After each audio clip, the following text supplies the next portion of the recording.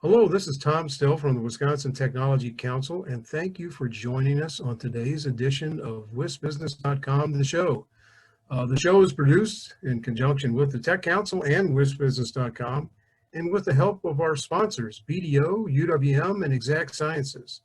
Before we hear from Nick Mastronardi, the co-founder of Polko and today's guest, I wanted to give you a little information about some upcoming events. On September 16th, we'll have the next episode in our Endless Frontier series about how the bill actually works. This will feature U.S. Representatives Mike Gallagher and Ro Khanna, who are the leading House sponsors of that bill. On September 22nd, we'll hear from social media expert Spencer X. Smith on how to use social media in your business and in your personal life during this difficult time. October 13th, we'll feature diverse fund managers in Wisconsin, people who are building new funds and reaching new communities in the state. Coming up, our Wisconsin Early Stage Symposium will be held in early November. Applications are now being accepted for company presentations, and I'll tell you a little bit more about that later in our show. And as always, you can learn about all of our events at wisconsintechnologycouncil.com. And on the bottom of the screen, you can see some of the recent events we've held. And in some cases, you can find recordings of that on our website. Today's guest is Nick Mastronardi. He's a Wisconsin entrepreneur, a U.S. Air Force veteran, and a former White House staffer who launched Polko, a platform for improving how community leaders seek citizen input on important topics. Welcome, Nick. Hey, Tom, thanks so much for having me on here. Great to reconnect with you. Been an exciting period, so looking forward to catching up a little bit. Yeah, this is great. So I'm just going to start today with just the notion that communities today find themselves managing issues as complex as COVID-19 and race relations, and as hands-on and in some cases more everyday things like public services and economic development. Can you give us a summary on how Polko works across that spectrum of community issues? In other words, how does it work? Yeah, certainly. Well, first, to your first point, this has been an absolutely wild and unprecedented period. I put my economics hat on for a second. It's like what we just went through as an economy is similar, maybe even more severe than what happened in 2008, but it wasn't driven by like a subprime mortgage meltdown. Mm-hmm. These were constraints we self-imposed for good reasons, for public health and public safety reasons.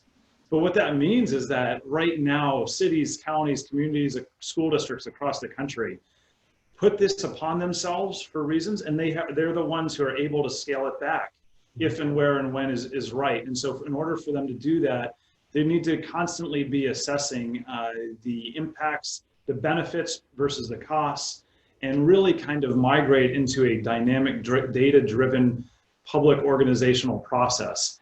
And so, and the other part of that is quality, quick communications with constituency. And so it's something that actually falls right in Polko's wheelhouse. It's a reason that the company has just been growing wildly over the last 6 months since this came in. And so it's exciting for us to be able to help the communities. The way we do it is just a couple of things. So Polko is an online verified communication tool. So it ends up being like the ease of a SurveyMonkey, but you can trust that the input is coming from community members who live within the certain jurisdiction and aren't, stuffing the ballot box, or they're not international bots. Mm-hmm. And then the second thing that happens is you put out questions to hear from your residents, your community members. They provide you this input. We verify it. We give you participation rates. But then we also take those standardized questions and do comparisons with other communities across the country. So if you get some number, it actually puts it in context and say, I'm doing great in this area, or there's room for improvement in this area. So it's a suite of tools, of some communication capabilities, as well as some analytics tools that help the cities do quality performance management measurement. Yeah. Outstanding. Well, the last we talked, Polko has been used in about 400 communities in roughly 40 states. I assume it's even more right now at this second, but tell us a bit how your services, and it is a suite of services, how they've influenced outcomes in those communities. Oh yeah, absolutely. So I think maybe since we chatted last, Polko merged with the premier provider of city surveys across the country. It was a company called National Research Center. And what was relevant, they did a lot of great things, but some of them were nationwide performance benchmarking surveys. So not only is it this great communication platform that the city officials use to communicate with their residents, but these professionally built and performance benchmarking, performance data sets really help those cities know where they stack up against regional communities or communities, college towns or resort towns, and what's working and what's not working. We've even heard some cities use the results for their bonuses for their city employees. These are high quality, very referenceable results. I think it helps not only in their day-to-day operations, but in an instance like COVID, it helps them measure exactly how much they were hurt relative to where they would have been in terms of resident satisfaction with the different services or trust in policing and things like that. And that can help them seek necessary federal funds or change their operations to account for just the magnitude of the difference. So we're really fortunate they're being used to improve resident quality of life across the country. Excellent. One of the goals of Polko over time has been restoring civility to community conversations. It's, it's no surprise, no secret, we're living in somewhat fractious times right now.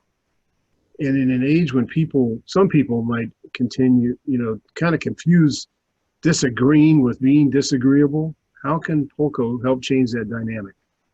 Man, that was the reason we got started. It's co-founder and I are former public servants. We care about the space, and we felt that for all the merits of technology out there, the ability to help with communications, it actually had made some things worse. If you take a look at Facebook or Twitter or Nextdoor, a lot of those things just reinforce echo chambers, and people self-select into these groups, and it was increasing the divisiveness of these communities and making polarization worse. Right. And what we thought was that we needed a platform designed for inducing civility in the civic arena and bringing communities together around what the actual issue is. So you could hear the official background materials and learn about a topic, and you could provide usable input that other people knew as input from actual residents. And you could see outcomes, and that would kind of spur this continuous re-engagement. So it was designed for the beginning to be a technology for the civic environment that was civil and actually did bring communities together, unlike other tech, which had increased the polarization. Yeah, I mean, usually civil conversations are much more productive conversations as well. So that's outstanding. Let's focus on the topic at hand. Before we knew what was going on, you might have said it's too intimidating, too daunting. I don't know all the details. Let me just, relegate myself, to a partisan position or something like this, or to the two extremes. But it's actually easy to learn about something and to get involved on an actual issue. And we feel like that has really done a good job at bringing these communities together, which is more important now than ever. Exactly. And you were a finalist not all that long ago in the Wisconsin Governor's Business Plan Contest. What did that experience teach you? Yeah, it seems like decades ago, Tom. It's, a lot has happened since then. Those were in our earliest days, and we're really appreciative for what the Tech Council had done to shine a spotlight on the entrepreneurial community in general, and especially those working on certain problems. I think in particular, what was so great about it for us was it's the governor's business plan competition. Mm-hmm. And so like a statewide competition is great. The fact that it was kind of the governor's business plan, especially for us working in the GovTech arena, mm-hmm. meant that when we had some sort of the validity or the certification that came from the governor endorsing the competition and endorsing our winning, then that gave us the level of credibility that was needed to go forward to these prominent organizations, these cities, these counties, and be a trusted tool that they could use. There's a lot of easy business models out there, and a lot of them have been, pursued early. And the ones that remain are important ones and challenging ones, right? You have to build a new tool for a very prominent level organization that you're going to work with, and those aren't easy. But the fact that the Tech Council and the governor endorsed the competition and highlighted our things helped make that big jump more accessible for us. So a lot has happened. We really appreciate the organization having that contest. Yeah. Oh, and thank you for taking part. And, it's great to see these kinds of success stories like yourself as we move that contest ahead. So thank you, Nick, for joining us today, and continued success to Polco. Yeah, my pleasure. Thanks from me. I mean, our community, our team now is 28 folks full time, and so we're really appreciative for what we get to work on every day, and for everybody who contributed kind of the jumpstart for the beginning. We're happy to share the update and looking forward to continuing to share more success going forward with you guys. Excellent. Thanks again, Nick, and thank all of you for tuning in to today's interview. Thank you, Nick Mastronardi, and for telling us more about Polco, an exciting young company that has its roots in Wisconsin. More now on the company applications for the early stage symposium. Applications are being accepted now from young companies who want to tell their story to investors. And that's going to be held November 9, 10, and 11 on a virtual platform.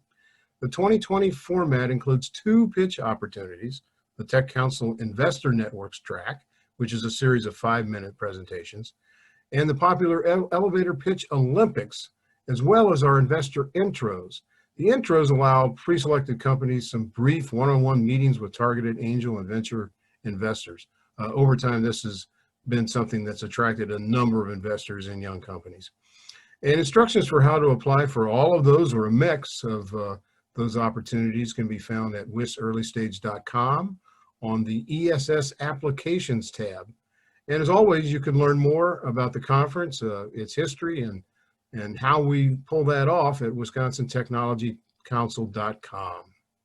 Thanks again to our sponsors, BDO, UWM, and Exact Sciences. We'll see you next time.